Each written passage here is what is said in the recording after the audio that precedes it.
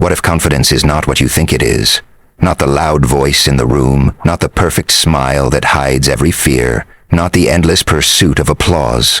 What if the essence of confidence is found in the moments when no one is watching, when the noise of the world fades and you are left with the raw, unpolished truth of who you are? We grow up being told that confidence looks like certainty, dominance, and charm. But beneath that illusion lies something deeper, something quieter. The question that should echo inside you is this: do you need the world to believe in you in order to believe in yourself? Because the answer to that question separates those who wear confidence as a mask from those who live it as their nature. True confidence is not loud. It doesn't demand attention. It doesn't tremble when unrecognized. True confidence stands in silence, unshaken, rooted in a power that cannot be borrowed, stolen, or broken. And if you truly understand this, your relationship with yourself, with others, with the very fabric of life, will change forever. We live in a time where confidence has been turned into a performance rather than an essence. People are taught that to be confident is to be loud, to dominate every space, to outshine others in conversation, and to stand taller by making others feel smaller. Social media magnifies this illusion by rewarding postures of certainty and curated lives that appear flawless. The tragedy is that this kind of confidence is fragile, because it depends on constant reinforcement. If the applause fades, so does the sense of worth. What most people call confidence is really a dependency, a hunger for external recognition dressed up as power. And yet, this illusion is seductive, because it looks convincing from the outside. A smile, a boast, a grand entrance. These things trick both the person performing and those watching into believing something unshakable is present. But when silence comes, when the stage is empty, doubt quickly returns. That is because this confidence is borrowed, not owned, and borrowed strength always expires. When philosophers like Machiavelli spoke of power, they often emphasized perception, but perception was never the same as truth. Machiavelli understood that rulers must appear strong even if they are vulnerable, because appearance itself influences outcomes. But to live your whole life like a ruler trying to manipulate perception is exhausting and empty. You are not meant to play politics with your own identity, crafting masks upon masks just to survive. True confidence is not a performance strategy. It is an inner state that does not require the audience to believe in you. Yet many confuse arrogance for confidence, believing that superiority proves strength. Arrogance is not strength. It is insecurity in disguise. It is the attempt to dominate others in order to suppress the fear of being insignificant. True confidence does not need to declare superiority, because it does not measure itself against others in the first place. This misconception runs deep because it is reinforced from childhood. In school, children who speak the loudest are labeled leaders. In workplaces, those who dominate meetings are seen as assertive. Society rarely distinguishes between noise and substance.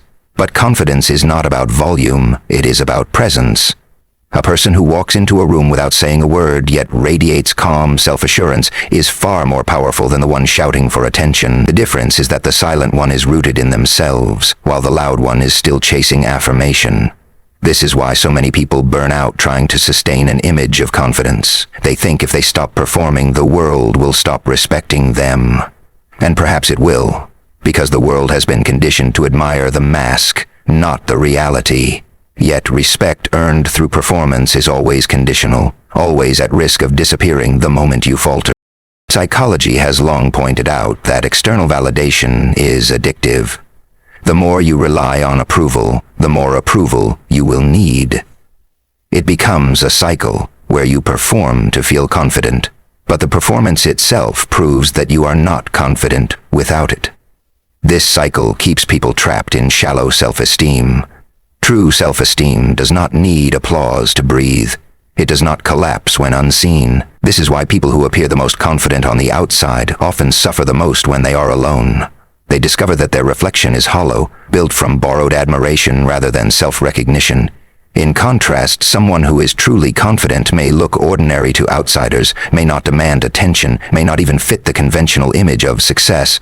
But within themselves, they carry a weightless freedom. They do not seek to be enough. They already know they are. The misconception also thrives because of fear. People are afraid to be ordinary, afraid to be overlooked, afraid to sit quietly without declaring their worth, so they adopt this performance confidence, believing it protects them from rejection. But in reality, it does the opposite. When your identity is built on performance, rejection cuts deeper, because it feels like the audience is not only rejecting your act, but your entire self. This is why arrogance is often fragile. It shatters the moment it faces resistance. True confidence, however, is not afraid of being ordinary, because it does not equate visibility with worth. It does not panic when others shine brighter. It does not collapse when unnoticed. It is steady, like a mountain, whether or not anyone comes to admire it. This is why truly confident people can withstand both success and failure without losing themselves. Consider how relationships reveal this misconception. Many try to impress others with exaggerated stories, wealth, or appearances, believing this makes them desirable.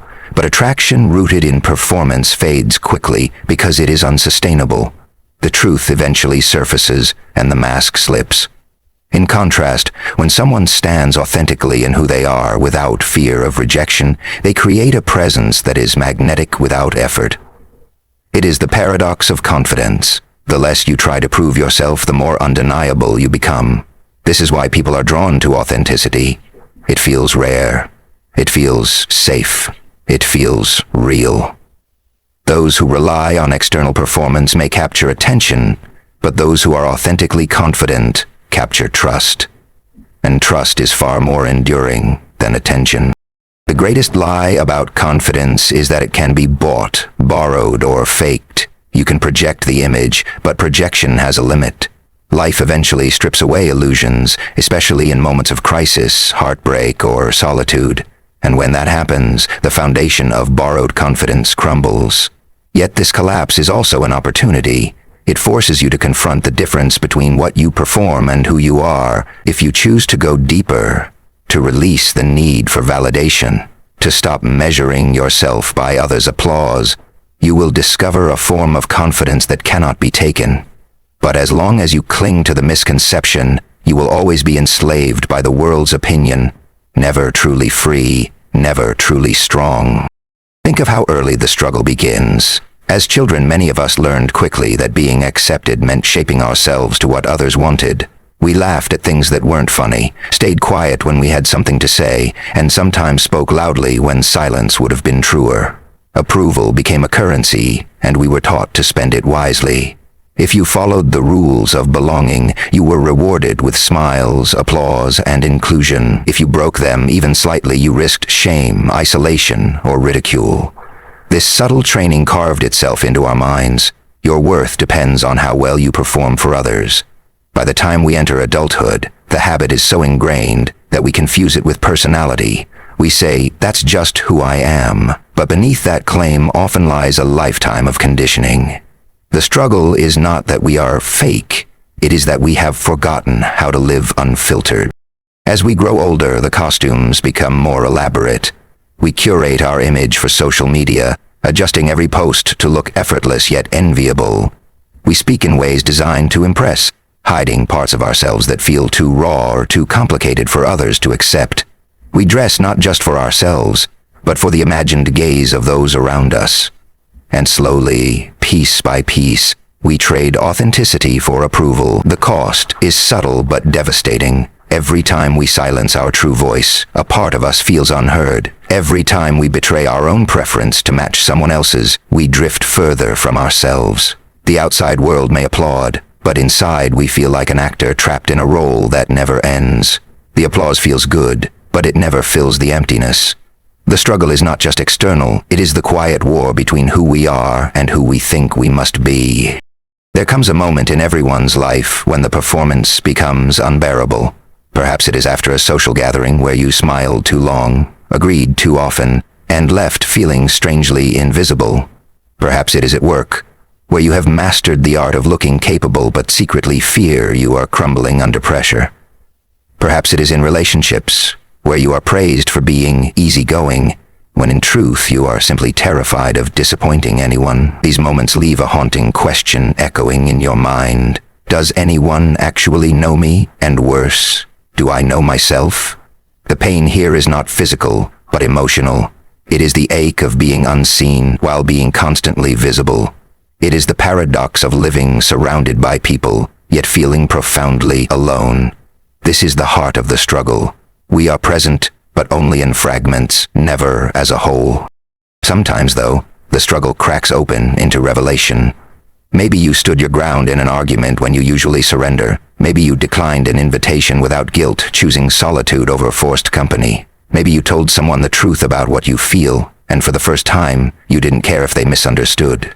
In those rare moments, something powerful stirs inside you. You realize that your worth does not collapse when someone disapproves. You realize the world does not end when you stop performing.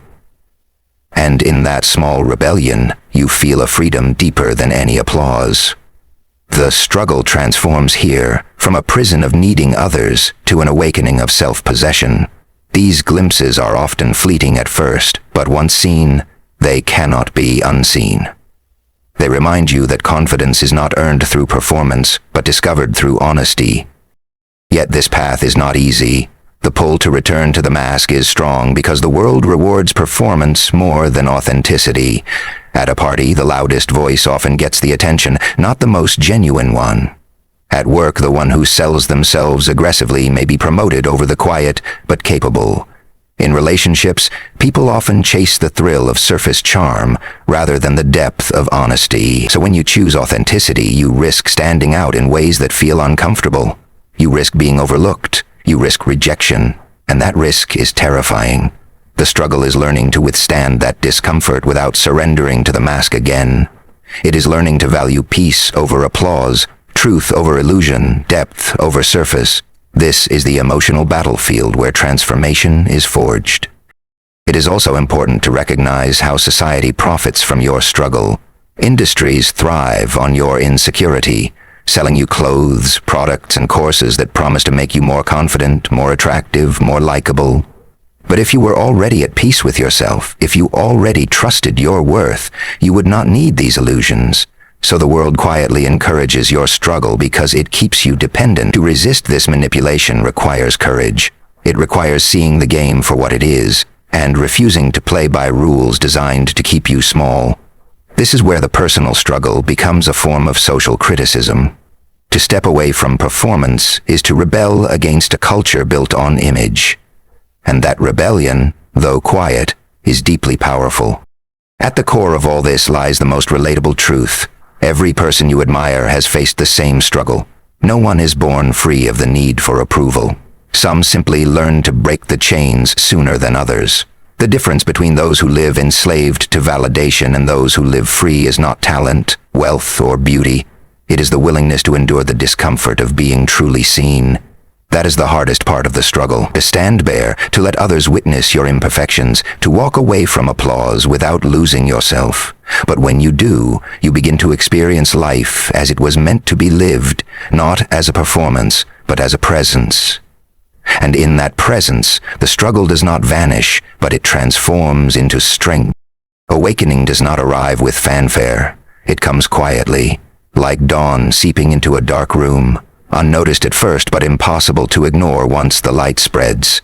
For those who have lived years performing, chasing approval, and fearing rejection, the first glimpse of awakening can feel disorienting. It is the sudden realization that you no longer have to run, that your worth has never depended on applause. In this moment, the world looks different, not because it has changed, but because you have. The noise around you does not feel as loud. The demands do not feel as heavy, and the opinions of others begin to lose their sharpness. You sense, perhaps for the first time, that there is a place inside you untouched by judgment. That place is your true foundation. The stillness beneath the storm. The awakening begins not as a grand transformation, but as a subtle shift in awareness. The understanding that confidence does not come from constructing a perfect self, but from inhabiting your imperfect self fully. The imagery of light captures it well. In a room filled with darkness, light does not argue with the shadows, nor does it announce its presence with noise. It simply shines, and in its shining, darkness retreats. True confidence is like that. It does not strive to convince others, it does not beg to be recognized, it does not defend itself endlessly. It simply exists, and its existence is undeniable. Awakening into this kind of confidence feels like learning to breathe again after years of holding your breath. You realize that you do not need to fight for space, you only need to occupy the space that was always yours. In this sense, awakening is not an achievement, but a return.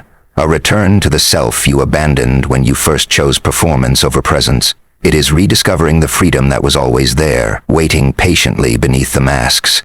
There is also a silence to this awakening. Not the silence of suppression, but the silence of peace. You no longer need to fill every moment with words to prove your worth. You no longer need to explain yourself endlessly or seek reassurance for every choice. The silence is not emptiness, it is fullness. The kind of stillness that holds strength rather than weakness. In this silence you begin to hear things you once missed, the sound of your own intuition, the quiet joy of solitude, the unspoken truth that you have always been enough. For many, this silence can feel uncomfortable at first because we are used to the constant noise of validation, but once embraced it becomes sacred. The silence of awakening is where the seeds of unshakable confidence take root, where the external world finally loses its grip on your inner life. Solitude becomes a companion rather than a threat in this stage. In the past, being alone might have felt unbearable, a reminder of being unloved or unnoticed. But awakening shifts the meaning of solitude. Instead of loneliness, you begin to feel presence. Your own presence, steady and whole. You realize that solitude is not the absence of others, but the presence of yourself. In solitude, you see clearly the scars you once tried to hide, and rather than shaming you, these scars begin to reveal their dignity. They are no longer marks of weakness, but evidence of survival, reminders of what you have endured and what you have overcome. In awakening, scars are not erased, they are honored. You stop asking life to hide your pain and instead let your pain testify to your strength. Confidence emerges here, not from being untouched, but from being unbroken, even when touched by fire. This awakening also changes how you see others. Once their approval was everything, now it is optional. Once their judgment was devastating, now it is just perspective. This does not mean you stop caring for people, it means you stop depending on them for your sense of worth. You can love without needing to be loved back in the same way. You can listen without needing constant validation. You can walk away without feeling diminished. This shift is radical because it frees you from the invisible chains that once controlled you.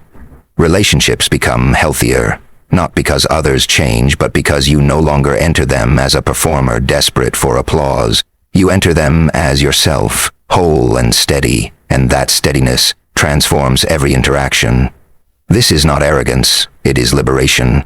The awakening shows you that true connection can only happen when you no longer barter your identity for acceptance. The scars, the silence, the solitude, all of these combine to create a kind of inner light that others may not understand but cannot ignore. It is not the spotlight of performance, but the steady glow of authenticity. People may ask what changed about you, and the truth is, nothing changed, and everything did.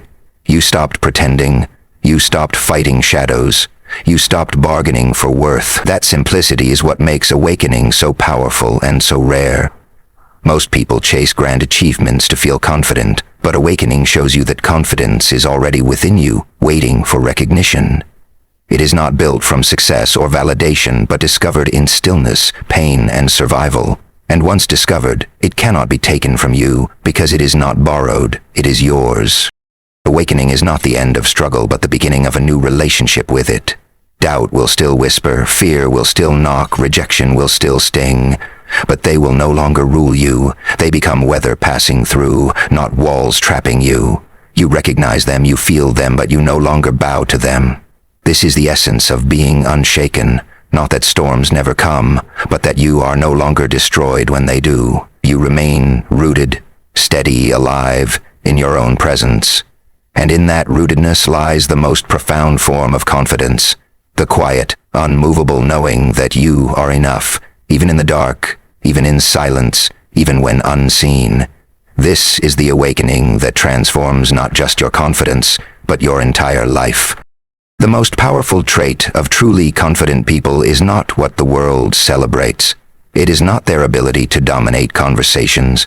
not their capacity to bend others to their will, not the charm that makes them endlessly likable.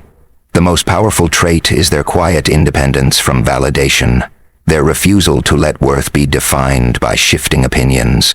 To reach this place is to discover a kind of freedom that cannot be purchased or faked. It is a freedom born from seeing clearly that nothing external, no applause, no recognition, no admiration, can give you the peace that only self-possession can provide.